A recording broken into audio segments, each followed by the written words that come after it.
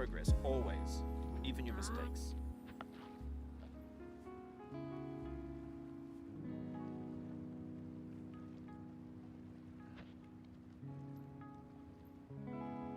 This game is a homage to a free game that came out in 2002 titled Sexy Hiking.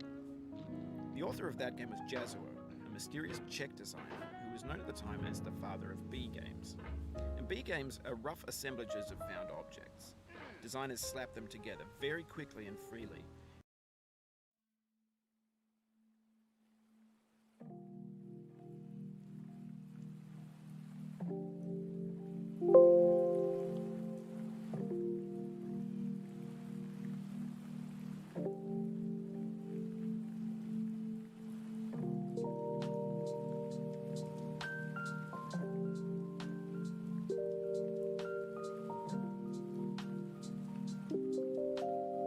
And they're often too rough and unfriendly to gain much of a following. They're built more for the joy of building them than as polished products.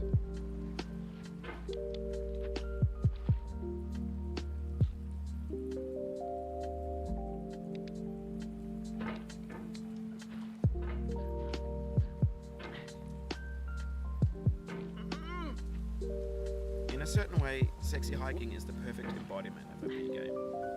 It's built almost entirely out of found and recycled parts, and it's one of the most unusual and unfriendly games of its time. In it, your task is simply to drag yourself up a mountain with a hammer. And that act of climbing, in the digital world or in real life, has certain essential properties that give the game its flavor. No amount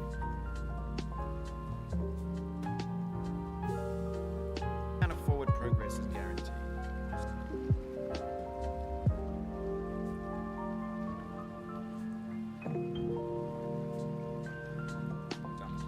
Are too sheer or too slippery, and the player is constantly, unremittingly in danger of falling and losing everything.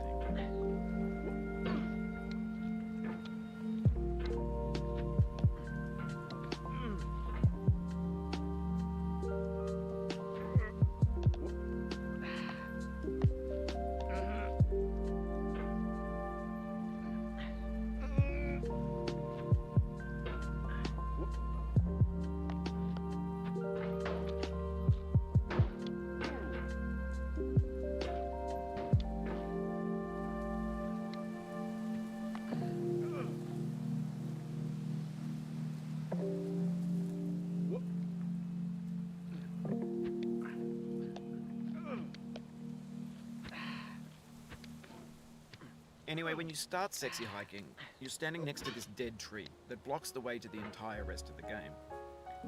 It might take you an hour to get over that tree, and a lot of people never got past it. You prod and you poke at it, exploring the limits of your reach and your strength, trying to find a way up and over.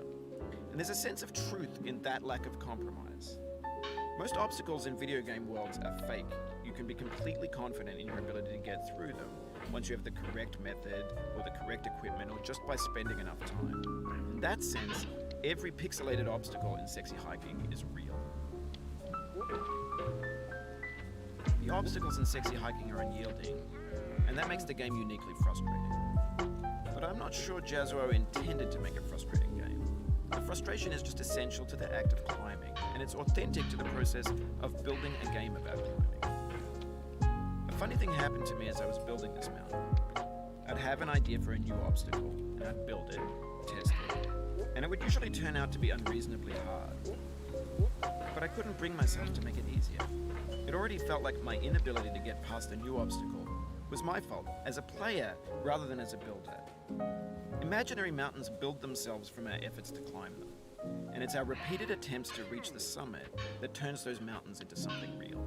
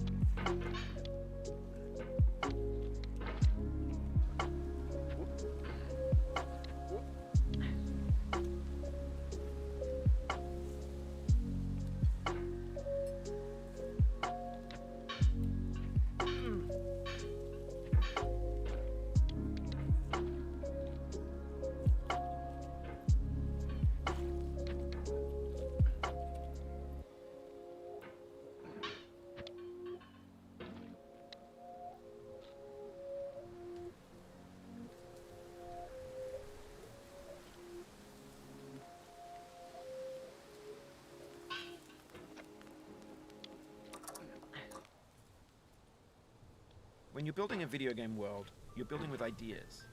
And that can be like